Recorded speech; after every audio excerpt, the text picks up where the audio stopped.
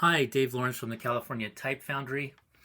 Here we're going to be looking at a common case of when you want to trade places between glyphs. So in this file, we have the main A is double story, the alternate is single story, but suppose we want it the opposite way.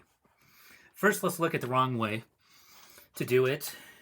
If I just copy this and then paste it on this will replace everything on it. So you want to think of this sort of like each of these as an artboard. We're replacing one artboard with another artboard. So see, and now my double story A is gone.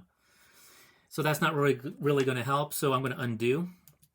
And so you notice when I undid that, the Unicode did not get automatically generated. That's why there's the red line. It has the wrong Unicode value. So we're going to go to Font, Generate Unicodes, towards the bottom. Okay, so here's the correct way to do it. We're going to first push this one, and we're going to change the name to maybe A.alt1. So that way it's a little bit different from this. We cannot rename it as the same thing. See if it grays out if we want to rename it as the same thing. So now we're going to refresh to take off the Unicode value. Now this is really important. We have to rename the glyph and features and classes and all these things. And what that does is it brings all the kerning information with the new name.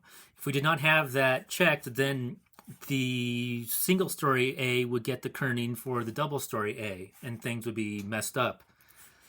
Okay, so let's push rename. And now we're going to do the same thing. Rename this one, but rename it to A.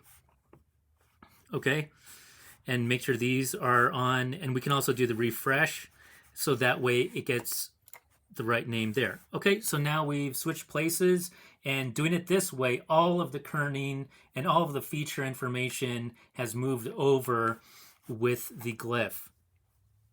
And now lastly, if we want to change their location, we change this top to index and then drag this one in the place, so now that they have traded places.